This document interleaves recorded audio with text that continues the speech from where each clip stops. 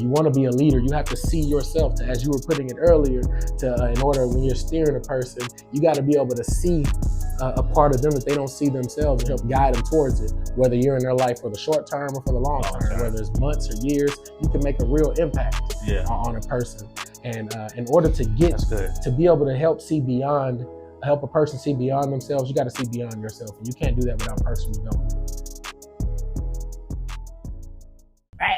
Man, Lar'ri, what's up, man? Another day in paradise. I'm feeling sensational. It's good to see you, man. Yeah, good to see you, man. First of all, man, I'm just I appreciate you stopping by, and I told you about the non-conversations, man, so that it even piqued your interest to want to come and shed light to anyone who needs it, man. And so, as I always do, when I start the non-conversations, non meaning now over never, we say now over never because now or never gives you too many options. I like that.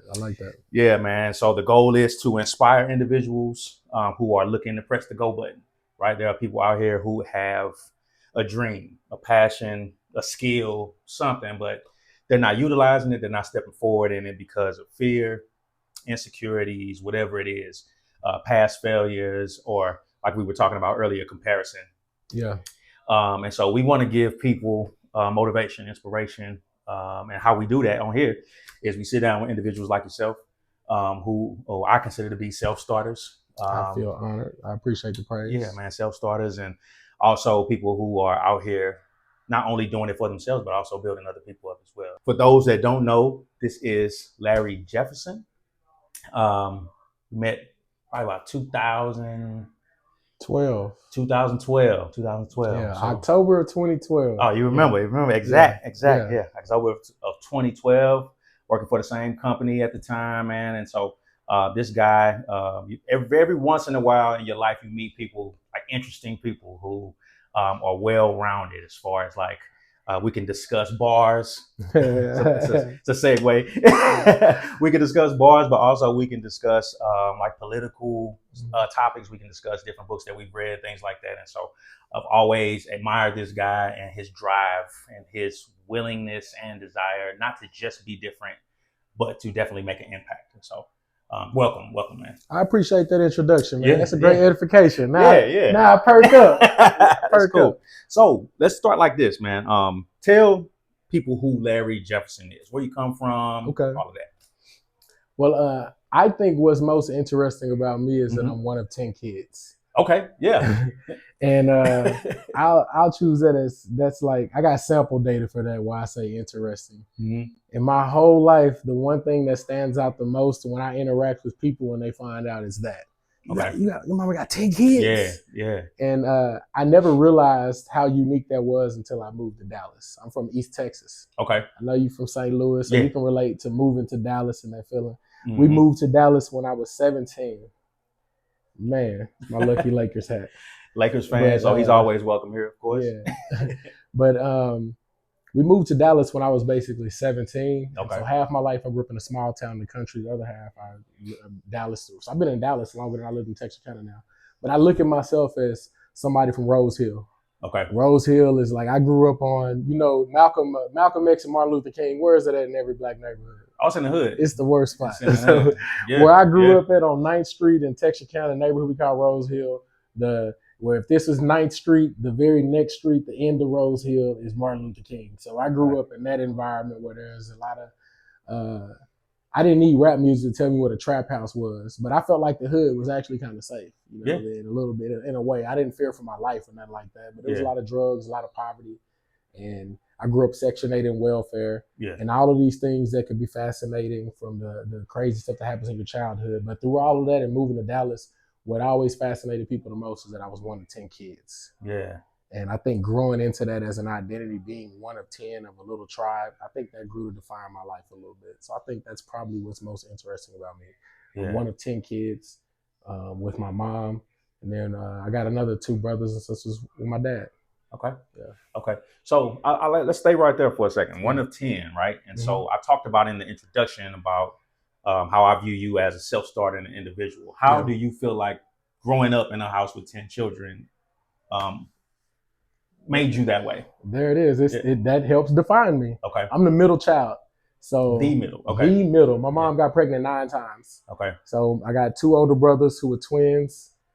This is it. I got a sister she'll actually this month, Kishka, she'll be 46 this month. Yeah. And then I got a sister, Kenya, who will be 45 this year. Yeah. And then I got twin brothers who will be 44 this year. Okay. And then after them, my sister Mundra, she'll be 42. Okay. Or 43. Okay. On her next birthday. And so then there's that gap with me. And I'm 36. I'll be 37 soon. Man, so there's a gap with me. They were all back to back to back. Yeah. And then there's another gap from me to my stepfather. Rest in peace, Robert. Okay. Robert, my mom met him. They married and then had 4 other brothers and sisters, all 1 year apart. Bam, bam, bam. Yeah. So my brother Jeff, he just turned 31 in January. Yeah. My sister Raven, Raven, she worked at Capital One with us. She'll be 31 in June. My brother Trey, Robert, he'll be 30. He'll finally be 30 in June. And then my brother Prince, 29. So they're all 1 year apart. Yeah. 5-year gap. Then another 5-year gap, 1 year apart. Yeah. Yeah. So, I've never seen anything like it. It was always weird to me. Yeah. Yeah. So I can imagine, like I said, just being able to stick out or being able to find identity, right? Perfect word. You know identity. what I'm saying? Yeah. Being able to find identity within that, I think it helps you once you get out into the world, when you go into school or when you go to a job or something like that, is that you already have sort of rehearsal of how to have a presence and how to have a voice, because you need to be heard amongst. I can politic with the older people. There you go. They're slightly older than me. I've always had connections and homies that was several years older than me growing up. From my boy Reggie Bradley to Michael White. I wonder if Michael White remember me. Yeah. They were both 4 and 5 years older than me, but we always hung out a lot. Yeah. Because my next youngest sibling was 5 years older than me. Right. And then I could always kick it with the youngsters, folks that was a little bit younger than me, because I got 4 younger siblings that when I'm in high school, they're in middle school. Yeah. When I'm in our elementary school. Yeah. And so I always had that bridge between kids younger than me and older. And then in my entire family, my grandma has 12 kids. So I come from a big family and everybody got kids, but very few of them are like my age. The most of them are several years older. It's a big group. Several years younger. It's a big group. Yeah. And I'm kind of in the middle. I got one cousin, Ray Ray. She's a diva. And we're a year apart. Yeah. Other than that, it's several years or more. Either direction. Okay. So I've always kind of been comfortable being solo. Centered. Yeah. But I always got a politic above and below because they always there. That's good. So that actually probably leads us right into what it is that you do right now. Yeah. All right. So let's talk about your business. You were telling me a little bit about it before we started, but tell me about what you're doing right now and what you got going on. Life insurance and annuities. Yeah. A lot of people that are in this space, they make it about the financial services, and it's so needed, especially for our people. Yeah. That's what sold me the dream. Look at me touching the mic like I didn't do this in college. But yes, that's right. But and that was me when I quit Capital One. I like to say quit. But when I left Capital One, I knew that I could make the money I was making at Capital One, which for growing up how I did, once you go to college and get a 6-figure job, you the man. You feel like it, you drive a Lexus, people think you rich when you where I'm from. So I had to grow my identity past that being something that made me stand taller. Yeah. Or else you never realize how tall you are standing. Yeah. And so that's good. When I got into financial services, it was like I saw that I can make 6 or 7 figures for real. I'm already doing it for Capital One. Yeah. Like, you know how it is at Capital One when you have the town halls. You go to the town halls and they show you the reports of how much money's being made. How they're making money, I'm crazy, bro. Yeah. I started doing the math. Yeah. I started doing the math on what the market was making that I was in the Kansas City, Missouri market. Yeah. What it look like? Like millions of dollars in profit. I don't want to say anything crazy on camera, but there's millions of dollars being made from the work we're doing. And I know most of it can be attributed to Capital One's name, brand, resources, systems they set in place. I also knew they paid me to catch a flight to Missouri, and I'm getting paid while I'm in the air. I knew they paid me to talk to general managers and finance directors at the dealerships. They're paying me to do this. And they were paying me to buy contracts that we got a bonus from based on how we bought them on their credit, prime or subprime. And you see a contract, they call it buying paper, a piece of paper. But when you really start looking at the paper and you say, this is a $60,000 piece of paper. It's a $22,000 piece of paper. Somebody at a dealership just buying a car. Somebody that's working at the dealership just selling a car. Capital One, we're just buying the car. But you think like this is tens of thousands of dollars moving. In this document. Just like that. I'm moving tens of thousands of dollars worth of paper like on a daily basis from the deals that I'm making, the conversations that I'm having, and the training that I've gotten. And I'm like, this is millions of dollars. Good benefits. Ain't worth it. If I can make this is the how I started thinking myself before I got to what I do now, because it's really about entrepreneurship, not life insurance. I got to thinking that if I can be a big cog in a machine, I did 4 interviews to get a position as a relationship manager. I remember having to do a sales presentation. I'd never done one before. I remember those. I sold records. I think I remember leveraging. I sold them records and asked you some questions on how I should go about it. I think you rehearsed with it. Pretty dope. They didn't know what they was getting coming in over me. That's dope, man. I'm thinking all the things I did to get that job, and they're paying, all this money relative to what I was doing in the collections department. I went from collections to relationship manager. And then I'm seeing the millions. I'm like, of course they'll give you great benefits, PTO. Look, stop letting these jobs trap y'all for PTO. Stop it. Stop letting PTO kill your ambition. Stop letting benefits kill your ambition. It's the reason why they're giving it to you. So I got to seeing the profit that could be made. I didn't necessarily think I can build a Capital One. I could be my own bank in that way. Like I could be Capital One and have this machine in the next few years. But I thought that I could be in charge of this much revenue. I had never thought about revenue before. When you're an employee, you think about wages. Right. You think about hourly pay, salary. You saw what your responsibility was, what the responsibility they gave you. Responsibility they gave you, but how important the role that you played and the things that you did, the words that came out of your mouth, your mind, were generating or moving that piece of paper that you talked about. Never processed it before.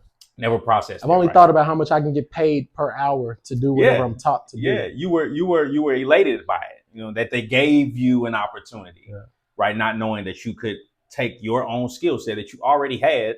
You already had a skill set. That's why they wanted you. And now you could take this and do something else. So let's talk about how you've moved it into what you're doing right now. Okay, perfect. So the first part to get into what I'm doing right now, it came from the identity shift with seeing millions of dollars as just that, not as something that when you grow up poor on welfare, money is such a big part of your identity, but not in a really good way. We don't know it. So realizing that I'm in charge of millions of dollars, what I was making off of it wasn't first. First was that I could be in charge of something that's worth millions of dollars. My market is doing millions of dollars in business a year. And I'm a direct influence on that. I'm in charge of that. I'm paid based on how well these millions of dollars do. That's good. And when I came in, I got to see the money, like I was saying earlier, I can make a lot of money. But the vision really hit me was that, no, I'm thinking like an employee at Capital One. Of course you can make money in financial services. It's like I can build a business. I learned a lesson, of course. And so I immediately saw like the opportunity to build an agency. And that began to appeal to me outside of just the money I can make. Because I'm like, if I want to think like Capital One wasn't thinking about how many policies they can, how many contracts they can buy from dealerships. They spend just as much money in finding and training me to go into the market. To get the contracts from the dealerships. Strategic. So I got to thinking like, if you want to really be a business, you got to be able to put people in a position to be strategically successful. There you go. And so I saw that opportunity for myself to not just be able to be a good salesperson, but to build an agency that's based on core values. That's good. And so I love that you said that, because your experience that you just talked about coming from this company, now you're establishing your own business. A lot of work to do. A lot of work, right? And so you are a leader. Absolutely. You are a builder. Absolutely. Right. And so how has your experiences, previous experiences that you've experience, like how you were brought into a company, how you were valued at a company. How has that played a part in how you decided to build your current team? It's what makes me so confident. Yeah. The agency I'm in, it's like we're all independent, so bars is bars. But I'm a part of an ecosystem with other brokers, and we compete with each other. Yeah. So earlier when we were talking about people comparing, and like I once heard a guy named Master Paula say, "Don't compare, just compete." That's good. And so there's a lot of people for me to compete with, and what I could bring from that experience over to here is that a lot of people are way far ahead of me in the business. That'll probably make for more interesting interview in some areas than myself. Okay. But what makes me confident and what Bars is going to do and the example we're going to be able to set for everybody is what I learned from Capital One, system-wise. Yeah. What I learned from them in human nature-wise. An old mentor of mine, this guy named Jason Graziani, he used to say that that you can't out-earn your identity. Say that again. You can't out-earn your identity. Okay. So whatever, if you have an identity of a $50,000 person and you have a $500,000 opportunity, you know how much money you're going to make?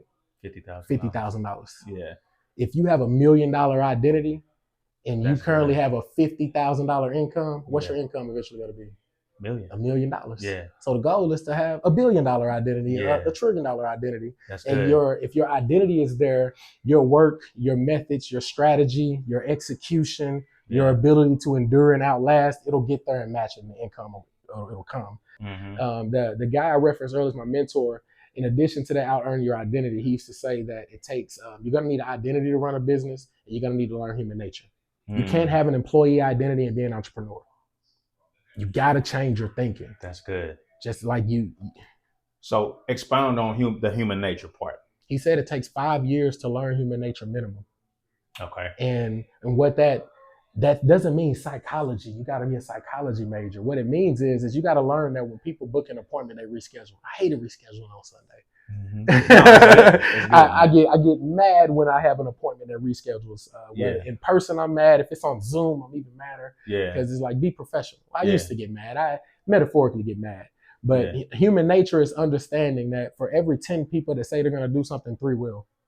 You don't build a business based on what you think will happen, what you feel would happen. You build a business on what you anticipate happening, what you can expect to happen, what you can predict to happen. And people are predictable. Mm-hmm. And this is good. Learning human nature means learning where they're predictable, and you have to in leadership. Sometimes you could be steering people and they don't even know that they're being steered just because. You see what I'm saying? Yeah. You can understand their identity, to your point, or you can understand their motivation. And you apply those things. I heard someone say before, you want to make someone, you want to inspire someone, or you want to motivate someone, show them bits of themselves. Give them bits of themselves. Point the mirror at them. Yeah. A lot of times people are looking, so like you mentioned, looking at metrics, looking at your dollars that you're making, your hourly wage or your salary, and you're not looking at, pointing that mirror again, you're not looking at what value you bring. Therefore, you devalue your value. Yeah, right. That's good. And so I think helping people to understand, that's why I say helping people to understand, me understanding their behaviors, their mentality, and then helping people to understand their own personal value. Now we could talk about a team goal. Now we could talk about a grander scale, because everybody has their individual focus set in. What do I bring to the table? And everybody feels a part of it. What are your methods? What do you do individually to make sure that you're prepared to go out and find people, to lead people, to grow people? What do you do individually first to make sure you're equipped to do Read books.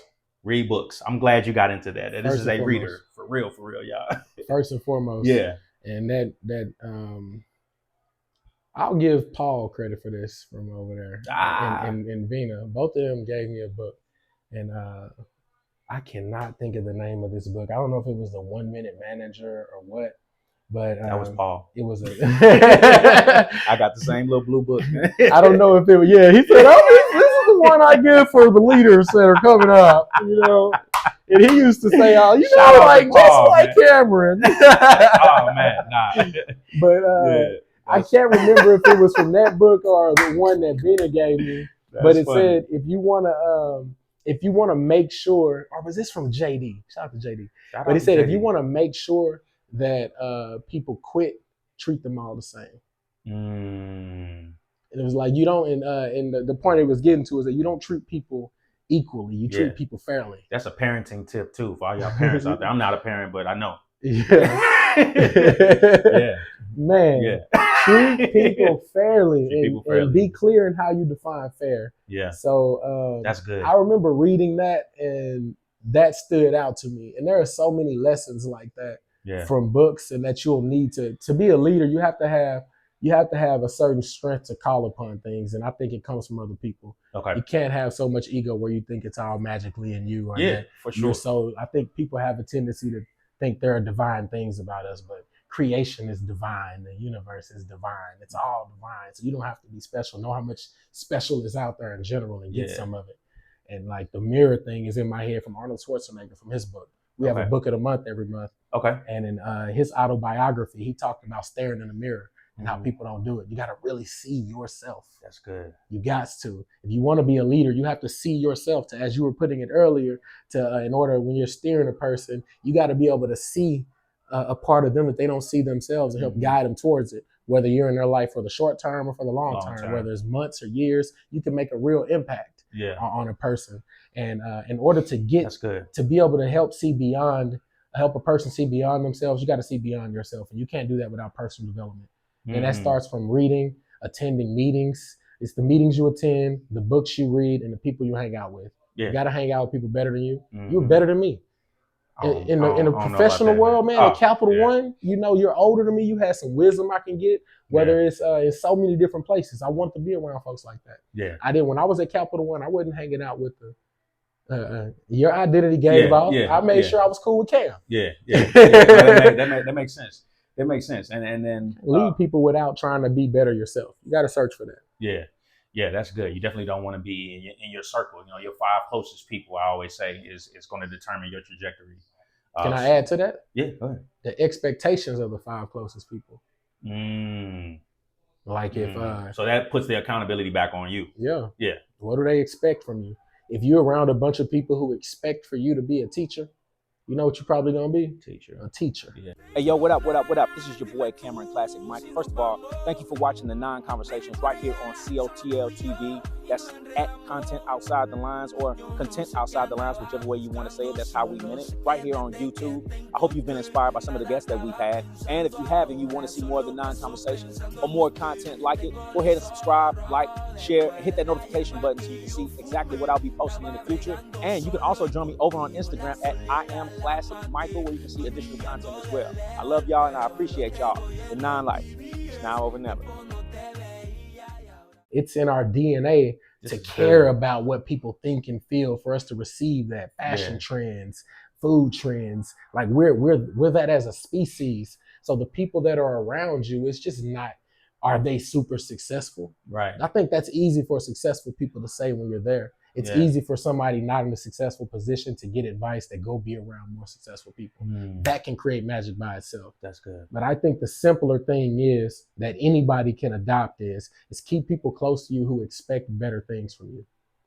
By your definition of better. Not theirs. That's key. Yeah, that's good. If you think it's better for me to go back to corporate America, yeah, I don't need that energy in my life. Yeah. Or they don't understand what you're trying to do. A lot of people won't understand. So I don't think it's important that people necessarily understand your vision. Yeah. But that they respect that I'll you make have you one. see, mama. Yeah. What's up, mom? What's up?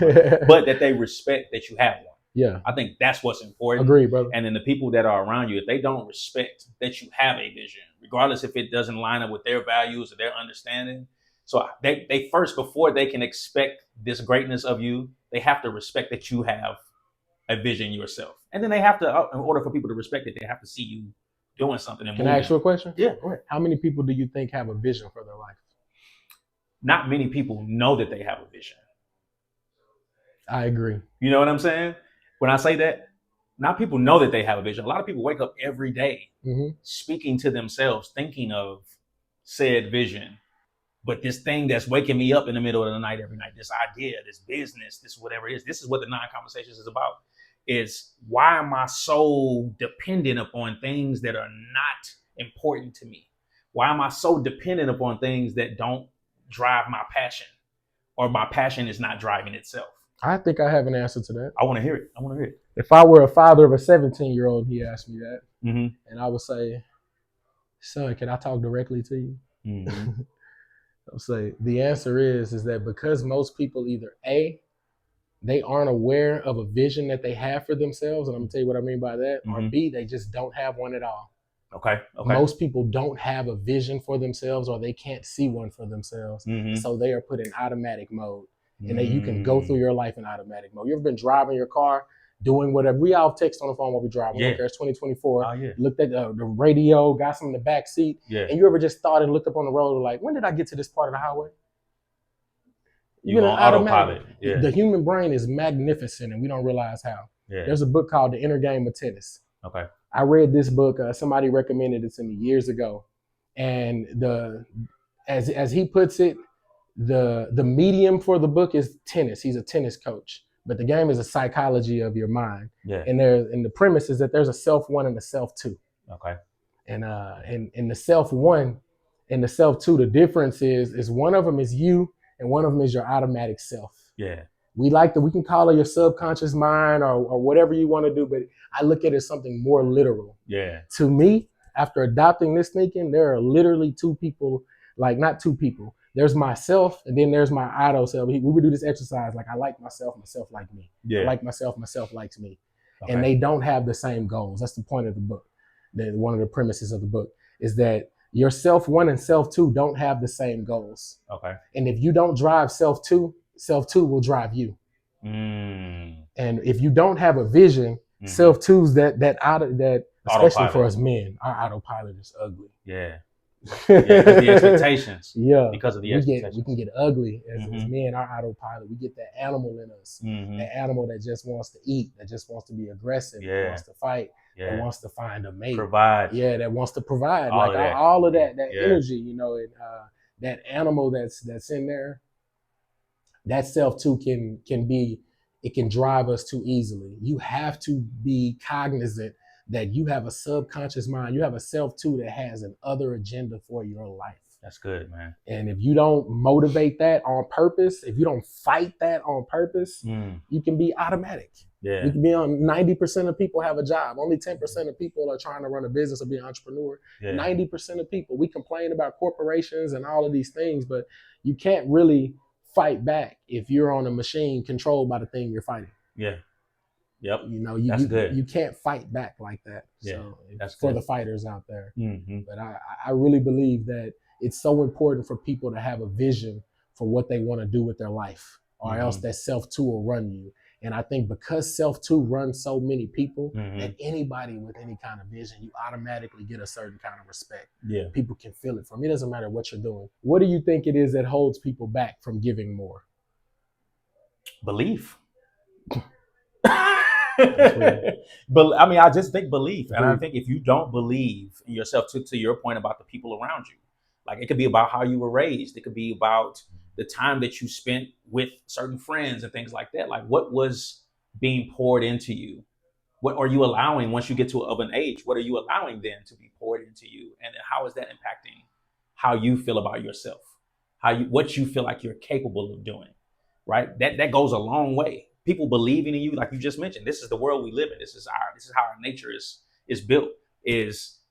Whether we want to or not, it matters to us how people perceive us, and it also matters what people pour into us and what we allow in our space. I'd be a hypocrite if I didn't agree. I know it's mattered to me. Leaving Capital One, I had an identity, and I was intentionally breaking that identity to be a better version of myself, not just an entrepreneur business owner, but to be that better version of myself. Yeah. I was breaking my old identity, but I was also having it broken for me by life. Whenever you make a dramatic change, dramatic things happen, and you have to be able to roll with that and going through. So belief, I agree. If I didn't believe as much, I don't think I would have made it out the other side. That's good. So I think that's belief. I definitely agree. But here's the thing, Ken. Yeah. I've met with thousands of people about life insurance and retirement, from going over 401ks, IRAs, doing rollovers and annuities, all the TikTok videos out there with infinite banking and being your own bank and IULs and saving money. Everybody's trying to be savvy financially now. And I've met with thousands of people about like talking about those things, like putting policies in place, just educating families, doing presentations and stuff like that. Thousands of people. Yeah. I haven't learned nearly as much as I have from doing thousands of recruiting interviews. I've sat down with thousands of people about the opportunity to get their license and potentially make some money, whether they want to make some money part-time in addition to their job, or if they want to build a business and maybe do something full-time and quit their job, similar to I did in the insurance industry. There's a lot of opportunity there, and people want opportunity more than they want anything. People want opportunity. I think you probably agree with it. People are looking for better jobs. They're looking for side hustles. They're looking for ways to get ahead. Yeah. And people also want to be responsible financially. They want to have life insurance. They want to have retirement. They want to save for their kids for college. So I guess I'm establishing a need that both of these things are important. People want an opportunity to make more money, and people want the opportunity to do things right financially now and be responsible. Yeah. And what I've learned is that people struggle the most with the opportunity. You don't really struggle with like a mother. You don't struggle talking to a mother about getting life insurance. Right. A husband, a father, he wants to hear about if he don't want to hear about life insurance, he want to hear about life insurance. Yeah. You know what I'm saying? Not, right. Anybody that's seeing they checks taxed. Anybody that's realized that they can't touch their 401k until they're 59 and a half. Once you start making a little money, or if you make too much money, if you make $150,000 and you're single and you realize you can't get an IRA, you want to know more about where you can put your money, what wealthy people are doing. You already do. And so that's really simple. That's good. What's hard is a person that wants to make more money. They know they need an opportunity. They've been looking for one. That's they good. Feel like they can do it. They know they can pass the test and get their license. But that belief, they just work 40 hours at their job. Seems Everybody so thinks they busy. Look, if y'all think y'all busy, stop saying you're busy. It's 168 hours in a week. If you work 80 hours at your job, most jobs don't want to pay overtime. If you work 100 hours at your job, that would be busy. Yeah. Maybe. Yeah. But you still got 68 hours left. You have to invest in yourself. So the same amount of time that you give in your job, you got to put it into your own. You got to put it into yourself. People don't believe they can. Yeah. I've said with thousands of people. Yeah. I've helped many people get their license. I've worked with many agents. I work with many entrepreneurs and thousands really over the years now, dealing with people that want to go into entrepreneurship, that want to make money for themselves, that want to be self-employed, that want to run a business. And belief is so important. People don't believe in themselves enough. And it's not a shot against them. We're not taught how to believe in ourselves. Yeah. That belief that I could spend an extra 15 hours a week doing something. We've established that people have hours in a week. Most people only need to put an extra 15 to 20 hours. Yeah. But the belief that you can do something and produce something worthwhile, there's an epidemic in America of people who struggle with that. And I've seen it firsthand. That's good. That's good. Let me ask you this, because I do want you to touch on this a bit. Life insurance. How important is it for people to have it, to understand what it is, and any other financial connection to it? What would you share with individuals who are either against it, maybe because they're misunderstanding or lack of understanding of it, and those are people who have heard about it, but just like, I don't really know why I should do that. Like, what is the benefit for me, for my family? What would you say about that? Well, I'll say this, that many people have gotten by for generations without life insurance. So to tell people they need life insurance, everybody doesn't need life insurance, I suppose. Depending on how they want to live their life. And so, and because we live in a capitalist world where the money motivation is what's usually felt and seen first, I should say, that it makes sense why many communities have a distrust for life insurance, and they're usually lower income, like how I grew up in. Yeah, it's because of exposure. Like life insurance is the association of what life insurance is and what it's used for. We don't learn these things in school. We learn geometry and calculus, maybe a pre-cal, algebra, all these things that weren't taxes, that weren't, mutual funds, that weren't indexes and things like that, that weren't the tax code. So we don't Right. learn, because that isn't a learning. And if you come from generation of poor, there aren't lessons passed down that are taught around the dinner table, like in other communities. I understand. So in that way, you don't need life insurance. Right. We've been progressing. And and what I think about life insurance in general, my opinion is, now being educated, is that life insurance is safe. It's the safest way to guarantee a legacy.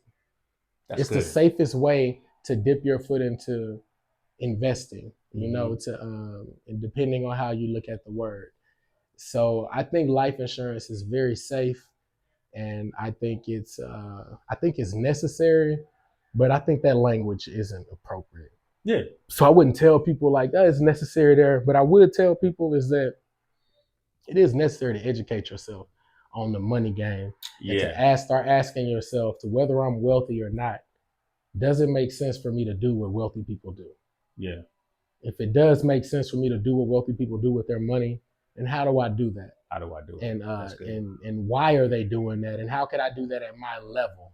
What if there's someone out there who is watching this and say, hey, how do I get in touch with this guy? Like, I'm interested in learning more, either about what he's talking about from the business aspect, or learning more about the financial aspect. So either they want to work for you, or they want you to work with them. How do they get in touch with you, and what would you suggest? Definitely looking for some great people. You never know who's going to be a fit and who's not. Yeah. I like people that are over 25, married, own a home, got kids, and already have an income. I like those 5 things, or as many of them as possible. Yeah. All for a particular reason. Yeah. Because over 25, your brain has developed. That's what you look for in entrepreneurship. Okay. But as everything is showing us in the world, there are a lot of people, 18, 19, 20, 21, 22, 20, extremely successful and very much killing it. Yeah. Right. I'm looking for leaders, so I started 25. I believe in solving for the rule and looking for the exceptions.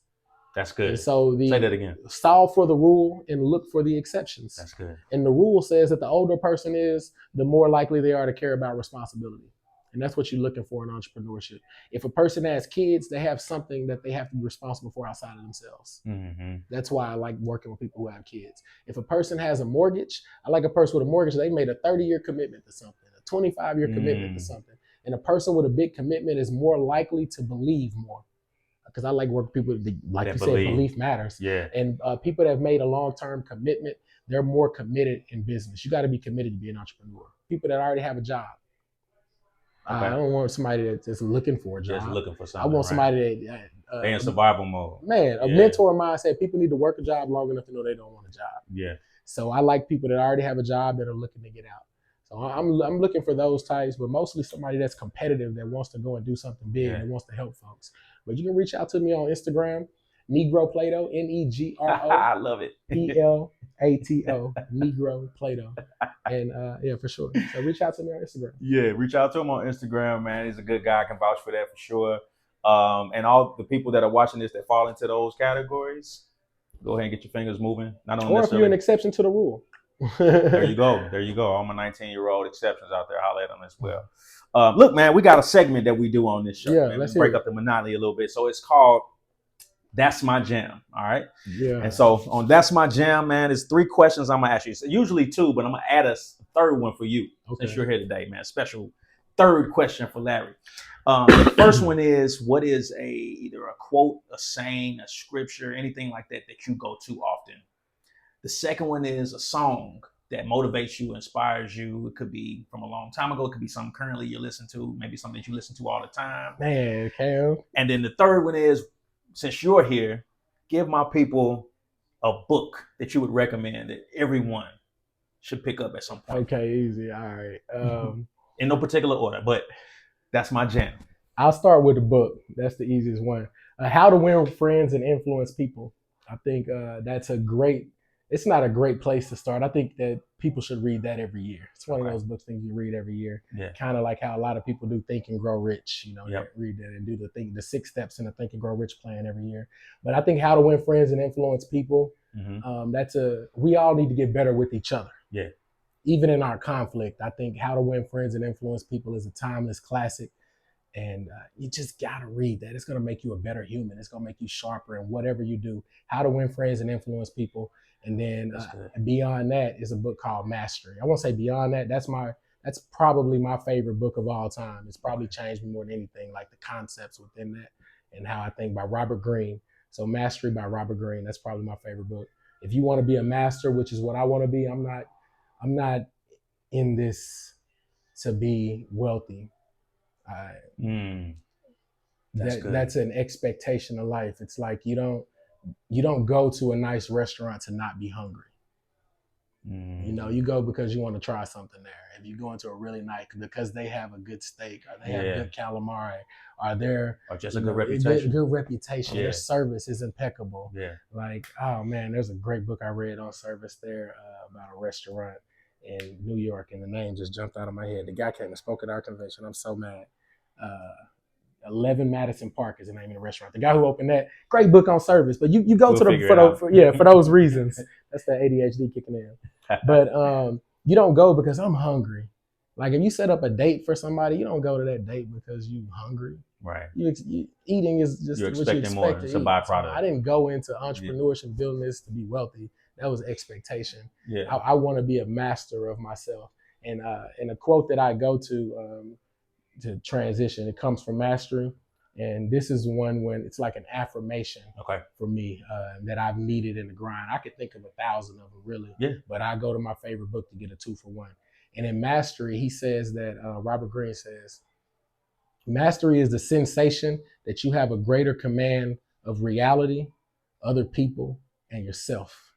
And I love that he called it a sensation. He says it's a sensation that you have a greater command in the order specifically of reality. Yeah. You got to have a command of reality around you. I think about it like a point guard. Yeah. You got to command the court. A good boxer, Mayweather command the ring. Shout out to 2015, Mayweather Pacquiao. Yeah. Like a good fighter, you command the ring. A military general commands the battlefield. Yeah. Like a teacher commands the classroom. Yeah. A parent commands their house. Yeah. You know, and so he says you got to have a mastery is a sensation of a greater command of reality. Yeah. And in this day and age, you got to have a command of reality. Yeah. With all of the social media content, with all of the peer pressure in a way that humanity has never felt, you got to have a greater command of reality. I go to that for myself. You got to have a greater command of reality. That's good. Then he says other people. How many people crash out because of other people? Yeah. Yeah. That's good. You got to have a greater command of other people. If you want to be a leader, you got to have a greater command of other people. And then finally, it's yourself. I love that he gets to that last. It's like you can't be a master until you can command yourself. Yeah. So I go to that a lot. LJ, you got to have a greater command of reality, other people, and yourself. That's good. And that's and Kobe. Yeah. His book, Mama Mentality, man. Yeah. It's so good. Even though it's a picture book. Yeah. Yeah. Like Kobe motivates. It speaks though. That book speaks. Yeah. For sure. And the song. Then the song. Yes, sir. Pusha T, Ballers, Numbers on the Board. Big Pusha T fan, man. Man, that was the first one that came to mind because I made that into a hook. My little brother Jeff, he makes beats and stuff. Yeah. And I was speaking at a convention. You know, you can have a little walkout song. Yeah. And I'm an extra, so I paid my brother to take the numbers on the board and put it into a beat. Yeah, put it into our beat, and he put bars in there and said the name of my team. Yeah. And so you got to cut out the cuss words in some spots to make it fun. Did you tell the people what bars meant? I don't know if you've got a chance. Oh yeah, bars, building and raising standards. That's the name of our organization. Yeah. I envision bars to be something bigger than financial services. 20 years from now, I see bars being something that parents send their kids to instead of college. 20 years from now, I see people getting started with bars, not because they want to sell financial services or getting insurance and build a business. I see people getting involved with bars because they want to be a better father. They want to be a better lawyer. They want to be a better doctor. They want to be a better ball player. And I don't mean in a life coaching way. I mean in how. Imagine the yoga teachers before there were yoga schools. Right.